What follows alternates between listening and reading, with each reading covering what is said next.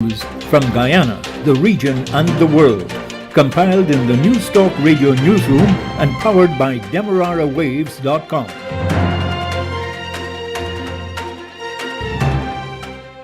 Good day with your major newscast. I am Jessica Daw. First with the highlights. A teenager is dead and his parents and siblings are hospitalized as a result of poisoning.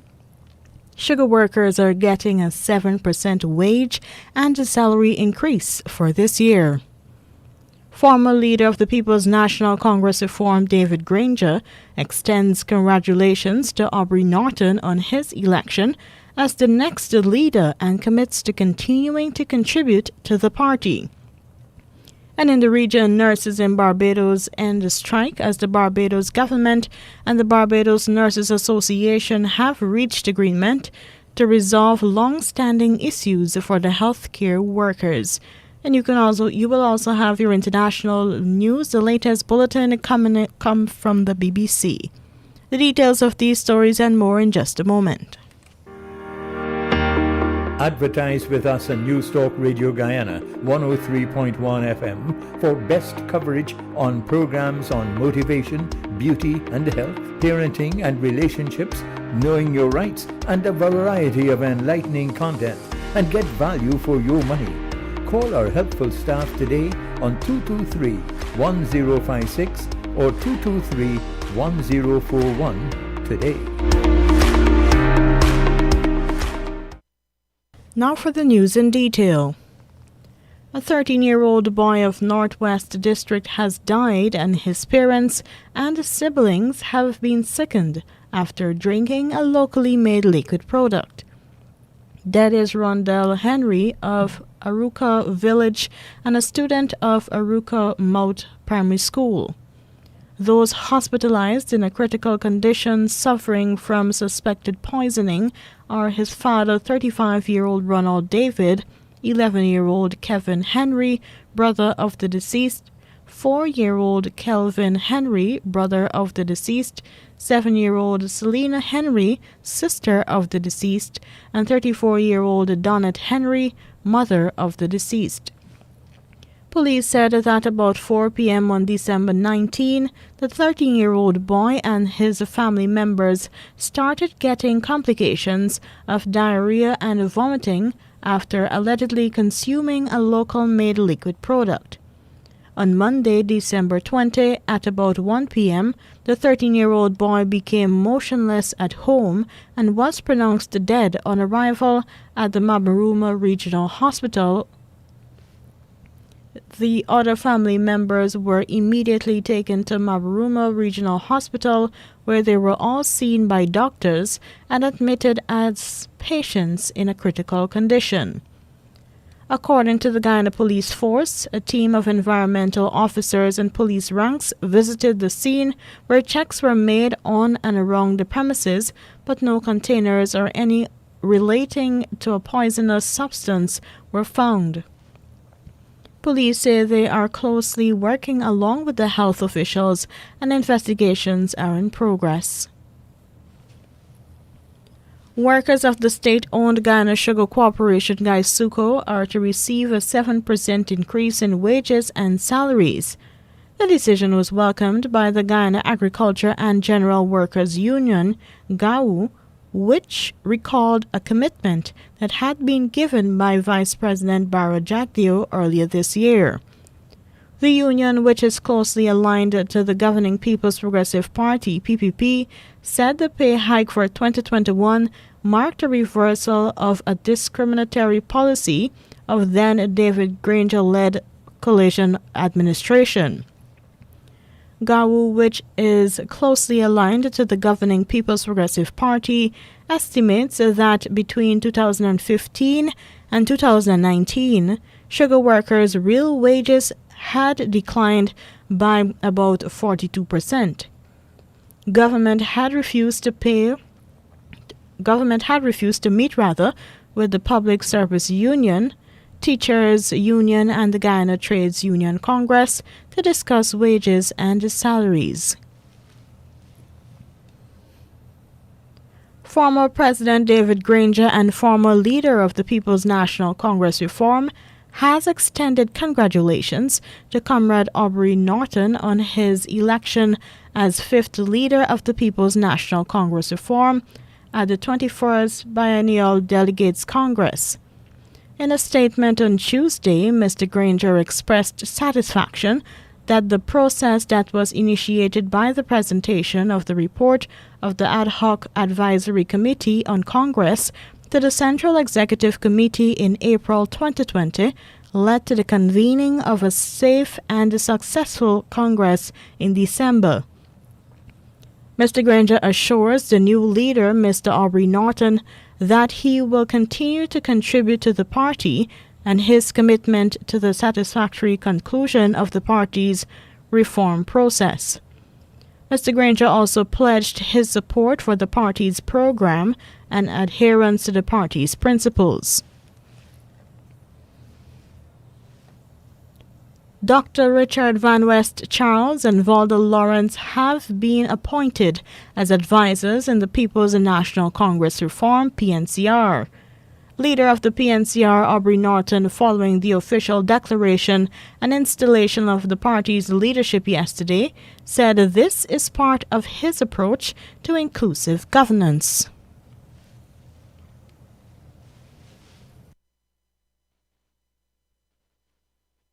I will have discussions with these candidates, and there will be a role for them in the People's National Congress Reform once they agree.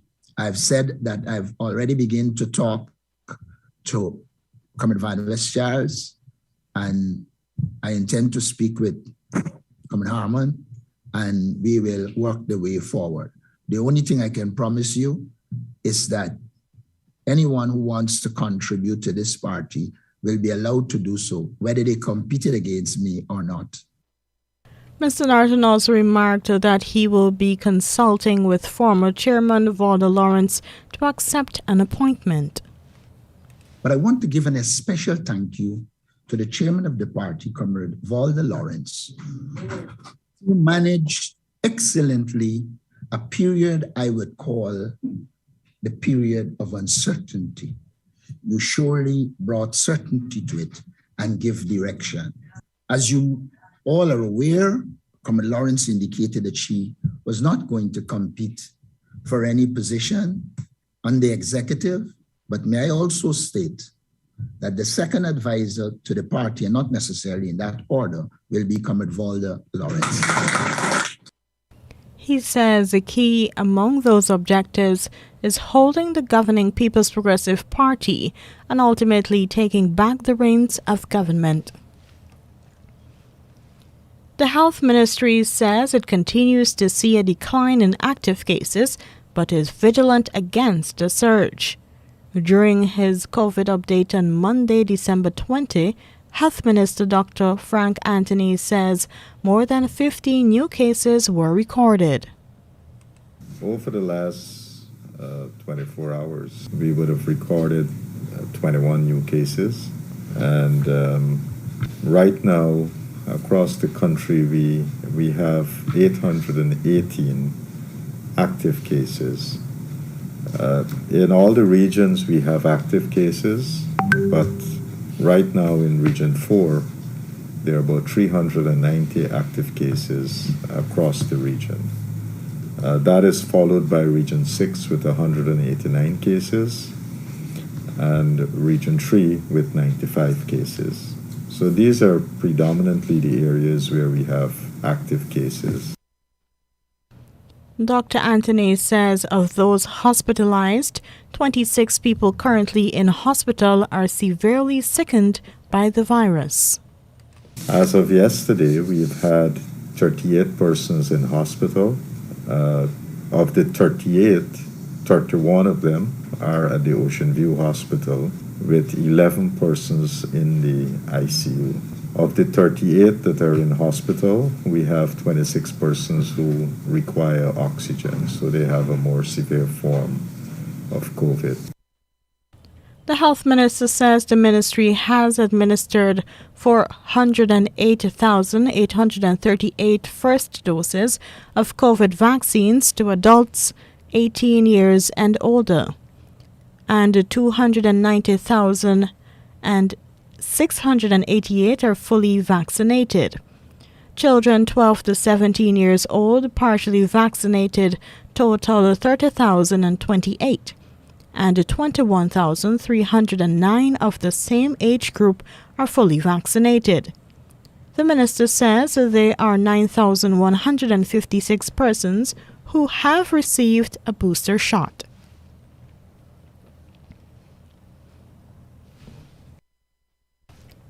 The Health Minister, Dr. Frank Anthony, says the decline in COVID cases on record may not be a true reflection of actual cases in Guyana.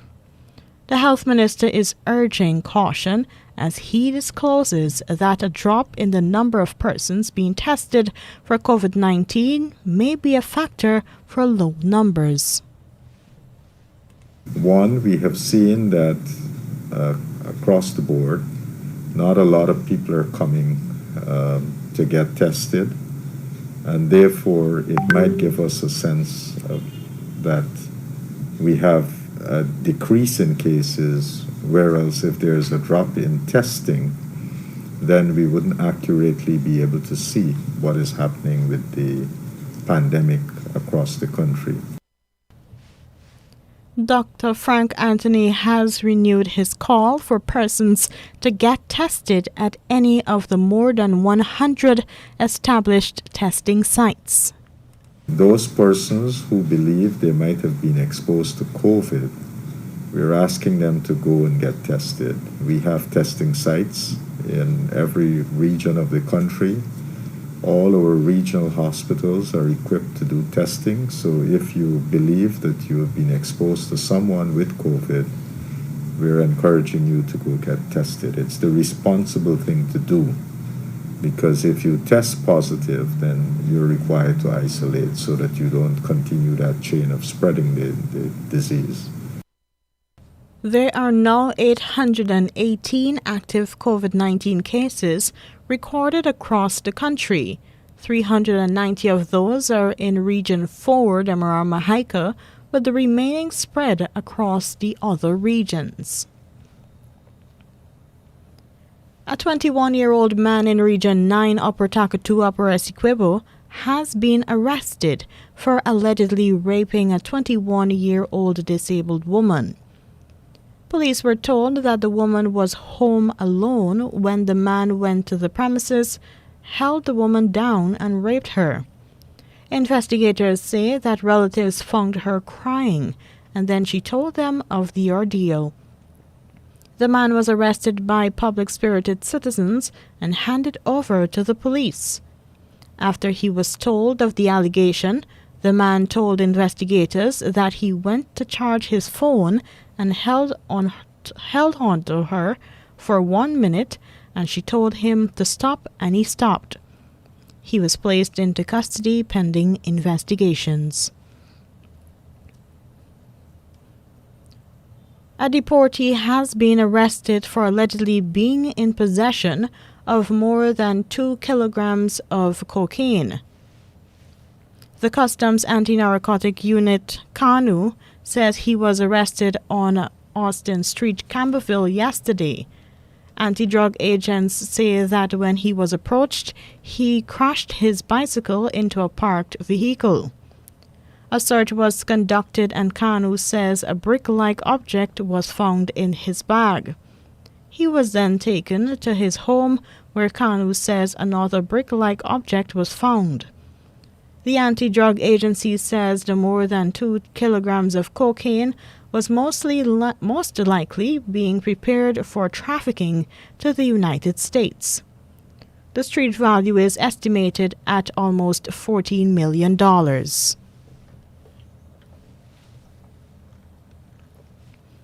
Now for the news in the region. The Barbados government has committed to resolve long-standing issues affecting nurses on the island.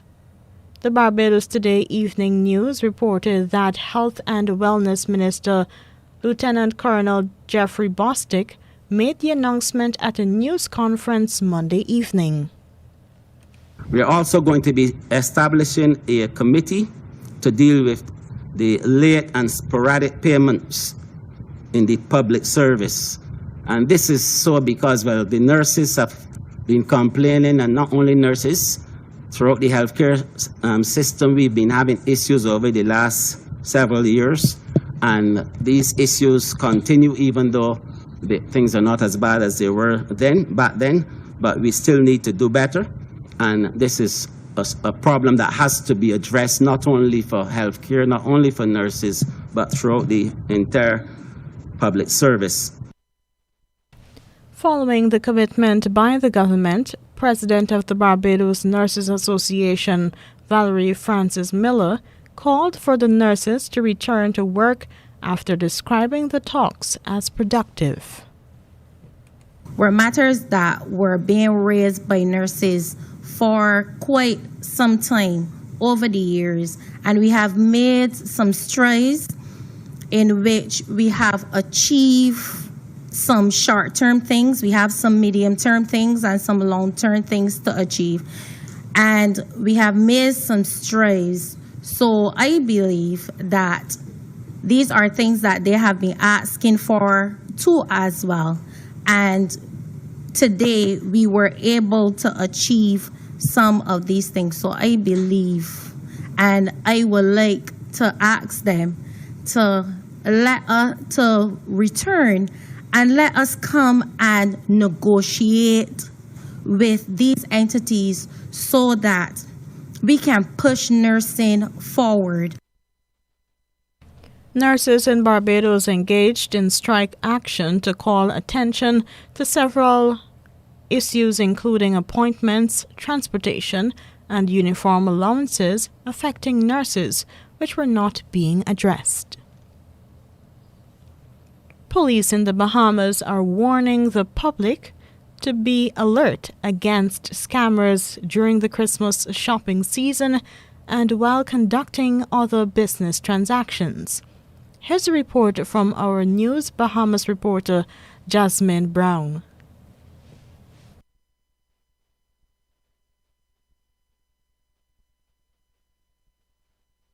Other news, with the economy bouncing back, stores are finding themselves fuller than ever as shoppers rush to complete their holiday shopping.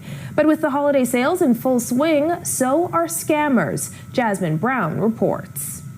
Counterfeit checks, money, and cards are among some of the chief concerns being expressed by police in the days leading up to Christmas. With less than a week before thousands of residents unwrap Christmas gifts, head of the Financial Crimes Investigations Branch, Chief Superintendent Matthew Edgecombe, says police are noticing some disturbing trends. He's warning everyone to look out for the triple C's: counterfeit credit and debit cards, counterfeit checks, and counterfeit cash. This is a Utah season and everybody's about shopping, and sometimes we let our guards down, but we just want to send out advice to the public to don't let your guards down. We have some criminals out there who are looking for this opportunity to scam you. Chief Superintendent Edgecombe says that's when scammers are ready to pounce. He says one of the biggest holiday scams has been an uptick in the use of counterfeit money to purchase goods at stores across the island. They have already forged the new $100 note.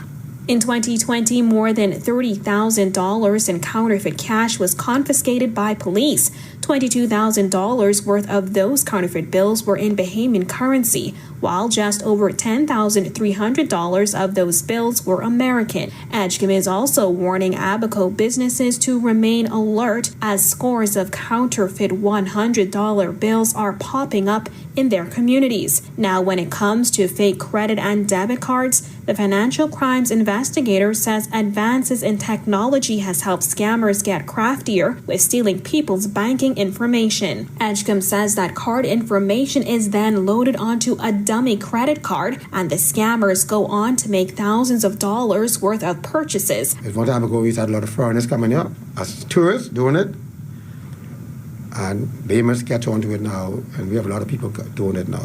We have an idea who they are. We put them before the courts, and they get bail, and they don't stop. They do the same thing over and over. Reporting for our news, I'm Jasmine Brown. And lastly, in the region, Tobago's Assistant Commissioner of Police, William Nurse, is hopeful Prime Minister Keith Rowley's announcement that only vaccinated public sector employees will be paid in January will encourage his officers to take the COVID-19 vaccine. Nurse says vaccine hesitancy is high in the service. On Saturday, during a press conference at the Diplomatic Center, St. Anne's, Dr. Rowley said national security had the lowest vaccination rates of 49% in the police service. In the past 2 months, Senior William Nurse, on 3 occasions, raised concerns as the country's vaccine uptake slowed considerably. In October, Nurse called on officers to take the vaccine considering their risk of exposure and the limited resources to contain crime and criminal activity on the island. The week before the December 6 Tobago House of Assembly election, Nurse renewed his call. He told Newsday the main reason officers say they would not be taking the vaccine is because they weren't sure what it contains. After Rowley's announcement on Saturday, the president of the Police Service Social and Welfare Association, Inspector Gideon Dixon, the Prison Officers Association, Saron Richards, and the Fire Service Association's Leo Ramkisoon, in a joint statement, rejected the vaccine mandate. ACP Nurse says he continues to use persuasion to make officers understand that they have to protect themselves, and the vaccine is one of the best tools to do that.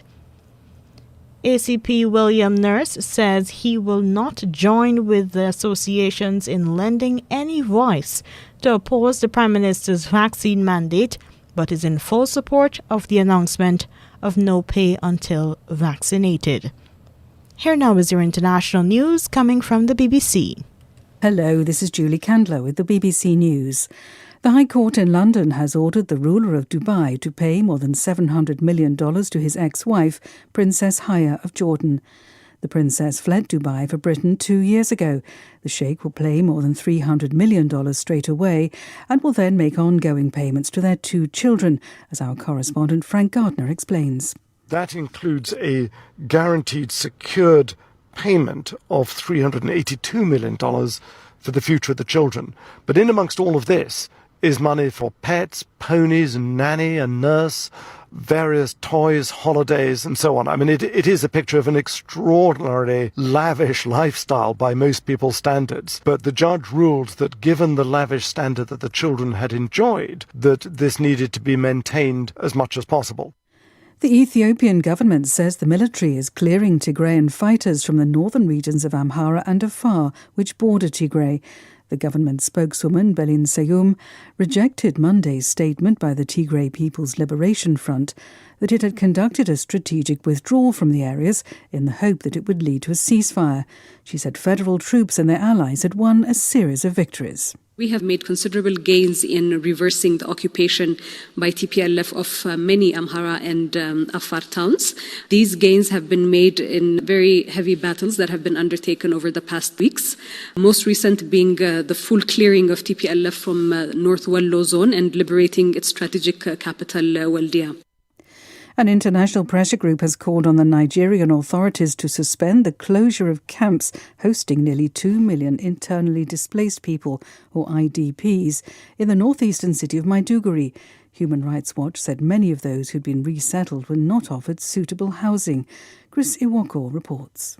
The IDPs are to be relocated to other communities across the state where the government said it has constructed or renovated houses and other amenities to accommodate them. Human Rights Watch noted that other relocation done so far didn't provide adequate notice or information and left many people worse off. Last week, Amnesty International equally warned that the planned resettlement could endanger the lives of the IDPs. It said over 10,000 households are at risk following continued attacks by Boko Haram and ISWAP and human rights violations by the military. Sweden is tightening its coronavirus restrictions and urging all employees who can to work from home. From Wednesday, bars, cafes and restaurants will only be able to serve seated guests. The First Minister of Scotland, Nicola Sturgeon, has announced stricter measures from the 26th of December. They include cancelling Edinburgh's famous New Year's celebrations and limiting outdoor events to just 500 people. World News from the BBC.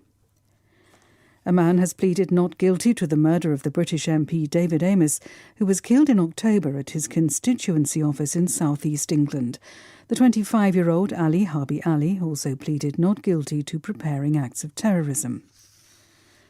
Members of Ghana's parliament have traded punches with each other in a late-night vote on a new electronics transaction tax that has divided the House for months. The proposed tax would include levies on mobile money payments. A South African court has ruled that the former President Jacob Zuma can appeal against a legal decision last week to end his medical parole from prison. The judge said Mr. Zuma's age and his poor health should be taken into consideration. The former president was found guilty of contempt of court in June. Nomsa Moseko reports. The former president can now approach the Court of Appeal as he believes that court will not send him back to jail. His initial imprisonment in July sparked a series of violent riots and looting in which more than 350 people died. The protests resulted in the deployment of 25,000 soldiers to help calm the situation. Mr. Zuma also faces 16 counts of corruption, fraud and racketeering in connection with a 1990s arms deal. The former president has pleaded not guilty to the charges and has claimed that his political opponents were using the justice system to discredit him. Police in Spain have arrested 2 men who were trying to raffle off a Christmas hamper stuffed full of drugs and a leg of ham. Officers said they stumbled upon the lottery when they raided a suspected drugs den in the eastern city of Murcia. Inside, they found a Spanish man and an Argentinian running a raffle to win Christmas and New Year narco baskets, which contained cocaine, hash, alcohol, tobacco and an 8-kilo cured ham. The police also confiscated 165 marijuana plants. BBC News. And that was your international news. Here now is a recap of the highlights. A teenager is dead and his parents and siblings are hospitalized as a result of poisoning. Sugar workers are getting a 7% wage and salary increase. Former leader of the People's National Congress Reform, David Granger, extends congratulations to Aubrey Norton on his election as the next leader and commits to continuing to contribute to the party. And in the region, nurses in Barbados end a strike as the Barbados government and the Barbados Nurses Association have reached agreement to resolve long-standing issues for the healthcare workers. And that was your major newscast. I am Jessica Daw.